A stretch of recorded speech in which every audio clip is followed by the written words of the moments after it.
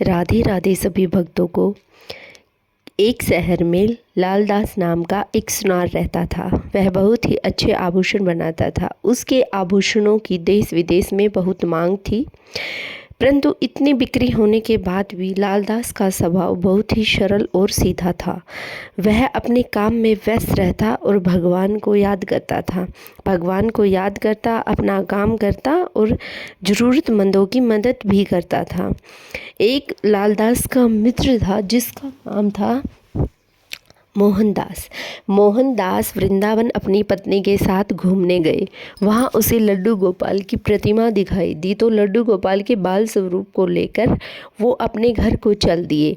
उसे रास्ते में याद आया कि क्यों ना रास्ते में लालदास का शहर पड़ता है, मैं उससे मिलता चलूँ। इस पर मोहनदास लालदास के घर चला गया। वहाँ लालदास भगवान के बाल स्वरूप को देखकर मोहित हो गए और भगवान की तरफ आकर्षित होने लगे।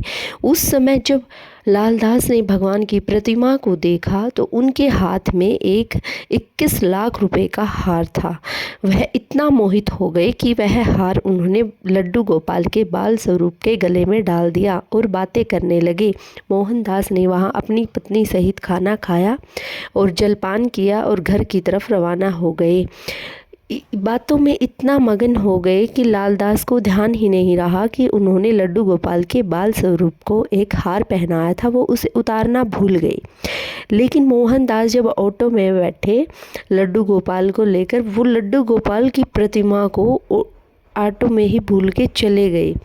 उसी टैक्सी में भूल के चले गए और अपने घर को चले गए। तब टैक्सी के ड्राइवर ने पीछे मुड़ के देखा कि उनकी पिछली सीट पर लड्डू गोपाल बैठे हुए हैं, परंतु अब टैक्सी का ड्राइवर ना तो जानता था कि ये किसके लड्डू गोपाल हैं और जो सवारी अभी मेरी गाड़ी में बैठे थे उसका घर कहाँ है, वो कुछ नहीं जानता था। इस प्रकार वह उदास होकर अपने घर को चला गया। अब टैक्सी ड्राइवर जब लड्डू गोपाल के बाल स्वरूप को लेकर घर पहुँचा तो उसकी पत्नी देखते ही मोहित हो गई और लड्डू गोपाल को गले से लगा लिया और रोने लगी। जब उसने लड्डू गोपाल को गले से लगाया तो उसकी छाती से दूध बहने लगा और आंखों से आंसू बहने लगे। टैक्सी ड्राइवर की शादी को 12 साल हो चुके थे, उन्हें कोई भी संतान उत्पत्ति नहीं हुई थी। लड्डू गोपाल को देखकर उन्हें अपना पुत्र मान लिया और उन्हें देखकर खुश हो गए और अपने घर में विराजमान किया। वे लड्डू गोपाल की दिन प्रतिदिन सेवा करने लगे। कभी कभी लालदास को याद आता कि मेरा हार बहुत महंगा था, परंतु वो ये सोचकर कि कोई बात नहीं, लड्डू गोपाल ने उसे अपने अंग से स्पर्श किए रखा है तो मैं खुश हूँ, कोई बात नहीं, ये सोचकर वो शांत हो जाते। तभी लालदास ने अपने मित्र के यहाँ फ़ोन किया तो उसके मित्र ने सारी घटना बताई कि लड्डू गोपाल तो छलिया है, पता नहीं माखन चोर किसके घर जाके बैठा है। इस प्रकार एक दिन लालदास को बहुत दूर आभूषण दे के आना था और लालदास को वही टैक्सी ड्राइवर मिला।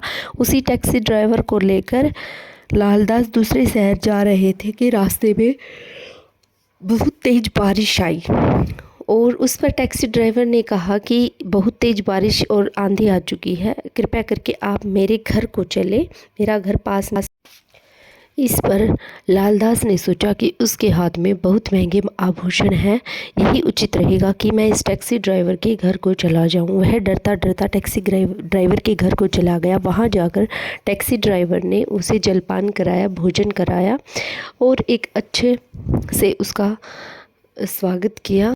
जब लालदास उस टैक्सी ड्राइवर के घर खाना खा रहे थे तो उसे एक कोने में से अजीब सा प्रकाश आता दिखाई दिया और वे उस तरफ आकर्षित हो गए। जब उन्होंने पूछा कि आपके घर के इस कोने में से मुझे अजीब बहुत तेज प्रकाश आता प्रतीत हो रहा है और मैं इस तरफ आकर्षित हो रहा हूँ, क्या मैं यहाँ देख सकता हूँ, यहाँ क्या है? तब इस पर टैक्सी ड्राइवर ने कहा, हाँ हाँ ज़रूर आइए, यहाँ हमारे लड्डू गोपाल विराजमान है।